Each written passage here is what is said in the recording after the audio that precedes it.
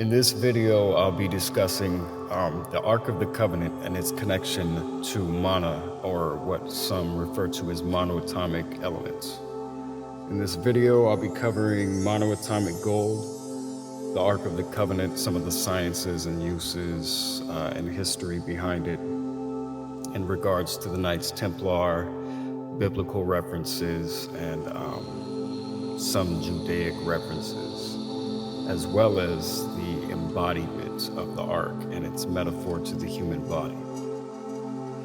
So first off, we would need to discuss what is manna, or monoatomic elements. Monoatomic elements are comprised, or more so come about, from certain metals, specifically the platinum group metals. And when they are subject to an alkaline environment or certain alchemical processes, these metals break their cubic structure, their cubic bond, and are able to break down into singular atoms, which is what monoatomic means. It means one atom. Now, monoatomic elements have been implied and used all throughout the world. One of the most popular civilizations we see this substance in is in Egypt.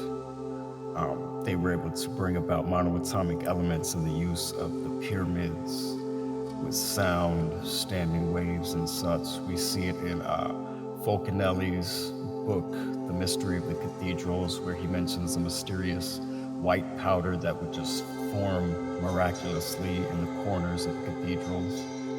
And later on in history, we find it rediscovered by a man by the name of David Hudson, who was a farmer in Arizona and was having an issue with his soil being far too alkaline.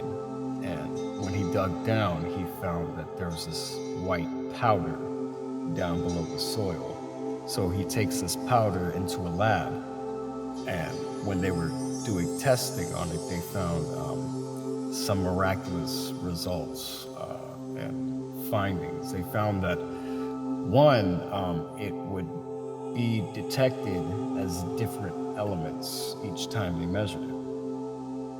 And two, they found that when they subjected this substance to an electromagnetic field, that it would actually disappear.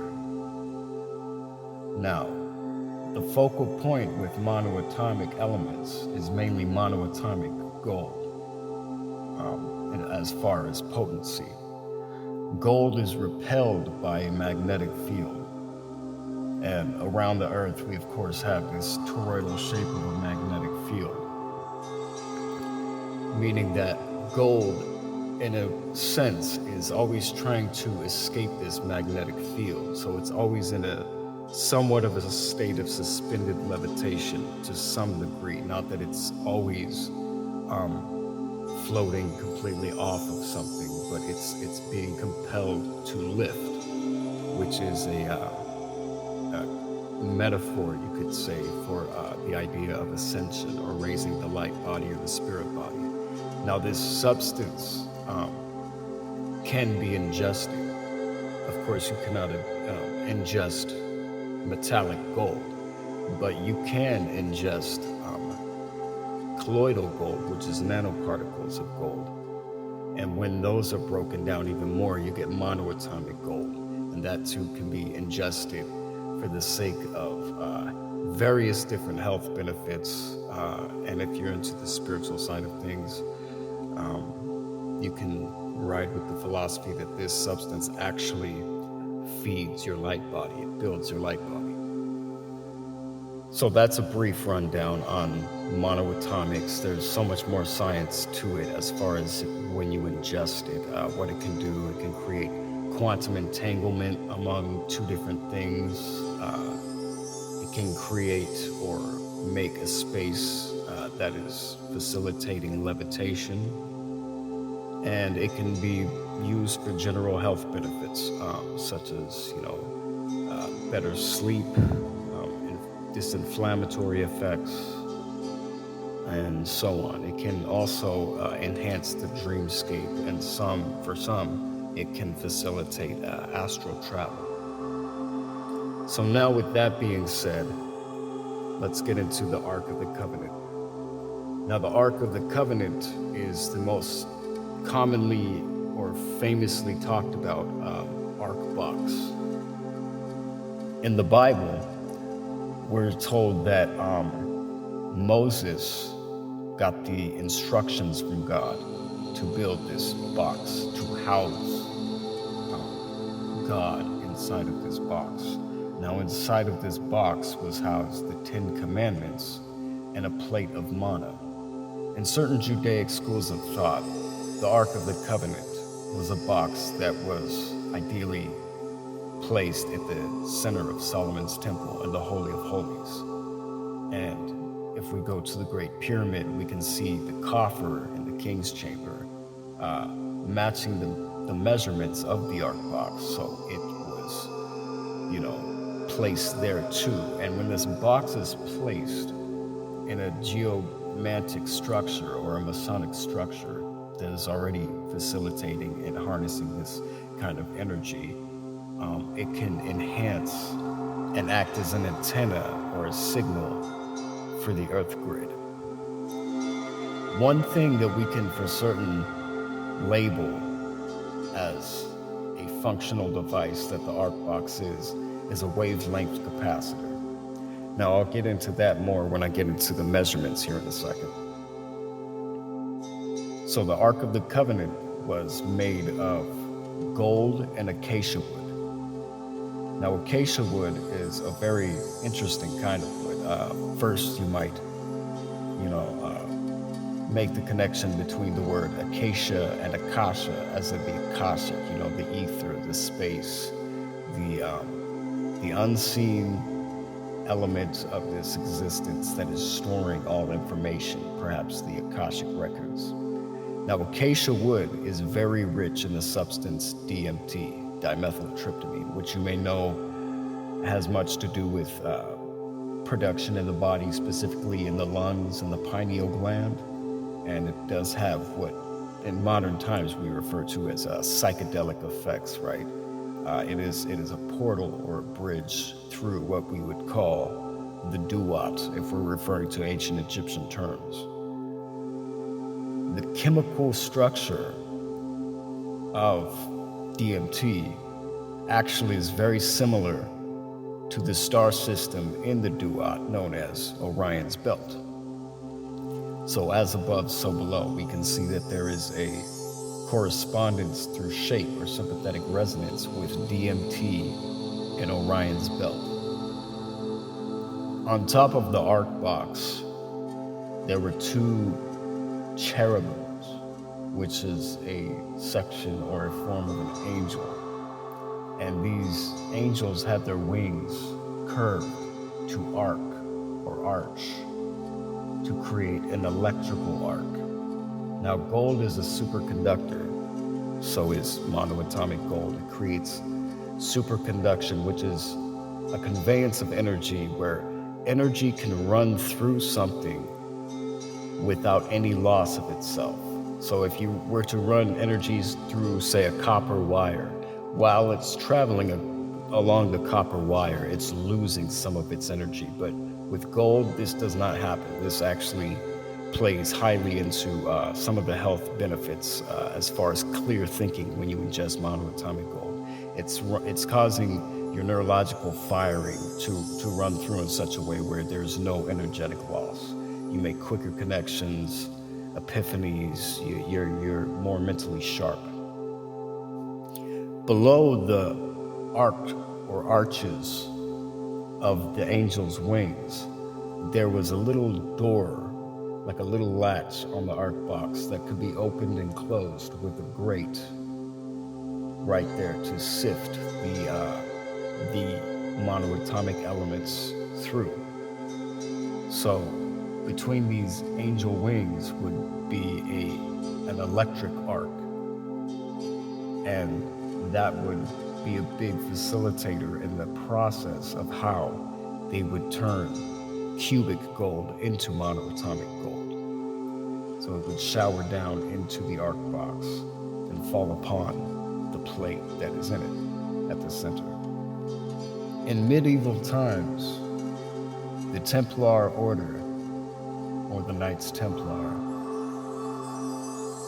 excavated underneath the Temple Mount, which many see as one of the temples of Solomon, where this ark box was placed in the Holy of Holies. They left for the Holy Land to excavate, and before they left, they gave up all of their material belongings. Now, these are a group of knights who originally were very wealthy. They were from very specific bloodlines, what some would refer to as the Grail lineage. And they gave up all of their riches, everything, to make this conquest. It was a sacrifice of energy as well. It wasn't just a sign of morality. It was a sacrifice of energy, so this energy could be put towards their success in traveling to the Holy Land. Now, one of the reasons why they traveled to the Holy Land and generally formed in the first place was to help the travelers get to and from the Holy Land safely while carrying their gold without, robber barons coming and them being, stuck up for their riches. They developed a system later, which we now know as our modern day banking system, where these travelers could travel to the Holy Land. They could store their gold at the Templar post or commandery local to them. They would be issued a note, or what we would call the receipt, which they would carry. And as they landed in the Holy Land, there would be a Templar commandery there where they could hand in the slip and get X amount of gold back. This is trust law. This is the beginning of what we know as our modern day banking system. And you could even go on to say paper currency, because this is what the dollar bill is. It's a promissory note. It's a trust. Now, the Templars were highly into structures, masonry, alchemy, and banking, of course, as we just mentioned. So one of their uses with this arc box that, as I forgot to really kind of mention, is one of the things that are highly suspected that they found underneath the Temple Mount. One of their main uses was to facilitate this space with the arc box, to create the gold out of essentially thin air, or out of the ether, out of the Acacia, right? The Acacia wood, right? To create this gold out of thin air and store it for the sake of building a humanitarian trust, which later has manifested in various different trusts, some being the Lucius Trust, some being the Saint Germain Trust. If you know anything about Nasara, Jasara, that kind of concept, though the name might not be what it's conveyed as when it's released, the concept is very real. There is a humanitarian trust that is based on various different works of alchemy, one being the Templars working with the Ark of the Covenant, and the accumulation of gold that has been stored for a much later date to release to the world. So the Templar order knew how to convert monoatomic gold into metallic gold and vice versa. They knew how to break the cubic bond to create the monoatomic element of gold, and they knew how to return it into its cubic state to create the actual metal we know as gold. So the measurements for the Ark of the Covenant, or as I mentioned before, this wavelength capacitor, in the Bible it mentions an 18-inch cubit, and though that is a valid cubit, there are various different forms of what the cubit was around the world. We can find the Ark box actually in Egypt,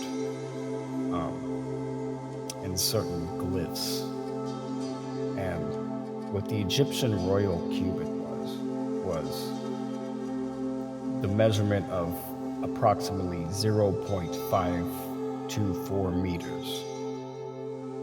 So the ark's measurements are 2.5 cubits long, 1.5 cubit in width, and 1.5 cubit in height. So if you were to divide the speed of sound by the length of the Ark of the Covenant using the royal cubit, the frequency comes out to be 131 hertz, which is interesting because the Ark's measurement in length actually is 1.31 meters. And this is one of those rare cases where the amount of meters is 1/100th of the frequency number. This doesn't always happen. So 2.74 meters doesn't always mean something is 274 hertz, right? This number 131 relevant to or relative to the speed of sound actually manifests in this way to where 1.31 meters is 131 hertz of a wavelength. So in essence, you could say that the Ark of the Covenant is a 131 hertz wavelength capacitor. Now, you could also do this measurement with the speed of light, and that's another relevant frequency as well. And I based this 131 hertz on the length of the Ark box specifically because the length is the most predominant frequency. The frequency of the music you hear playing in the background of this video is actually a soundscape that I made that is based on this 131 hertz frequency resonant with the Ark of the Covenant. Another fascinating attribute about the Ark of the Covenant is if you take its cubic volume, right, the cubic volume within the box, it is an exact octave of the cubic volume around the Orion Nebula. Now this ties right back in with the idea that the Orion star system is the part, a main part of the duat through to the afterlife, according to the Egyptians, and this connection with the Acacia wood and the DMT within that Acacia wood, and how that DMT is structured just like the Orion Nebula. Now, more specifically, the Orion Nebula is, if you look at the constellation, it's right where the phallus of Orion would be, right? Now, in Egyptian mystery, Orion is Osiris, and we know that Osiris was cut into 14 pieces by his jealous brother Set and reassembled or remembered, there's a metaphor for you right there, by his counterpart Isis.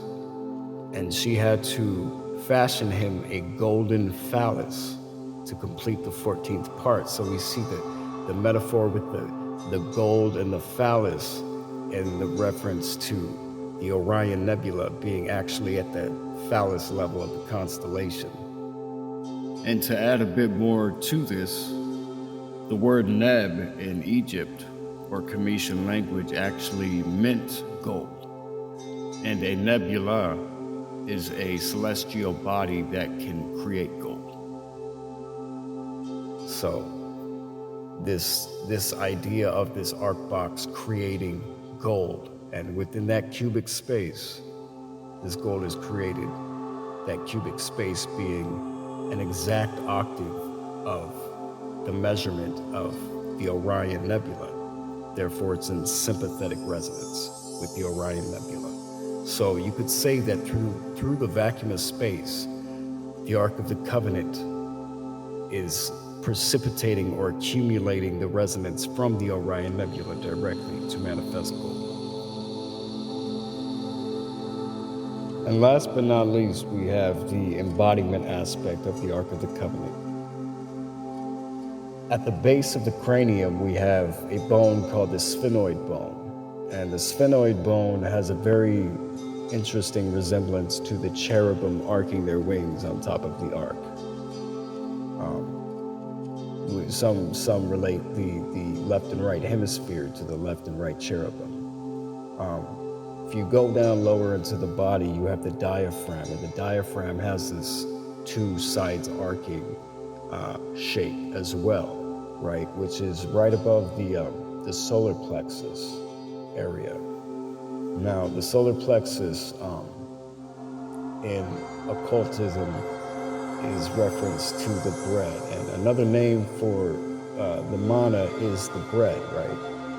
It's the bread that Jesus fed the people along with the fish, and the fish is a whole nother metaphor that we could get into in a different video.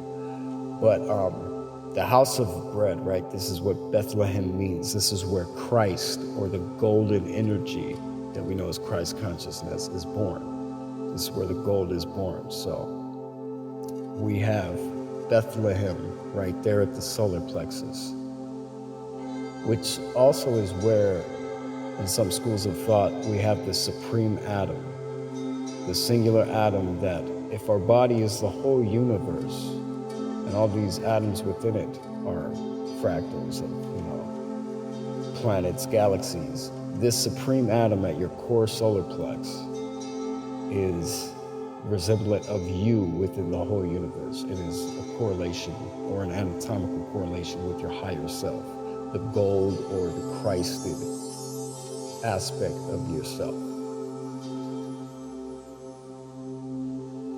So we see here with, Bethlehem being the house of bread, it also means the house of manna, the house of the shamana bread, which shamana bread was a cake that they made back in the day, essentially a cake that was composed of mainly monoatomic gold and frankincense binding it. And then, of course, along with this embodiment view of the ark, we have the heart, right? The human heart. You have an interesting phonetic correlation here in this mix, because you have the word heart, you have ark, and then when you mix the two, you have the word hark, which means to listen, right? To pay attention to. You have art, right? Along with the word arc, you have the word spark, which is, of course, what a literal electric arc is. It's when these two things that are mirroring each other create a resonance in between the two at the end of the day. This creates this arc. Now, this arc can also be representative of you being one point and a certain point, say in outer space, being the other point. And this arc actually creates a bridge between you and that point. And ideally, this point is that duat, because that's what some refer to as the rainbow bridge, or the bridge back through to the afterlife, where you're no longer in the cycle of reincarnation. You have transcended through to where you aren't looping back constantly. So there you can see various different connections between the Ark of the Covenant and monoatomic elements. It's correlated with each other in various different dimensions, from a microcosm to the macrocosm, as a literal relic or working, to an embodiment, and there is even a various techniques we can bring about and practice to actualize this Ark of the Covenant that we already embody, right? It's always within. It's just our awareness of it is what we, put in layman's terms as activation, right? The activation of the Ark. 131 hertz sound frequency can help facilitate this. And as a final note, 131 hertz is a frequency that is found in various different sacred structures. So from it being a biblical box that housed the Ten Commandments, to it being a monoatomic accumulator, to a wavelength capacitor to a tool used to create a literal banking trust that would later be revealed and dispersed to the world. The Ark of the Covenant is most certainly one of the most multi-dimensional topics one can really get into if they're looking at something deeper than just face value or the surface.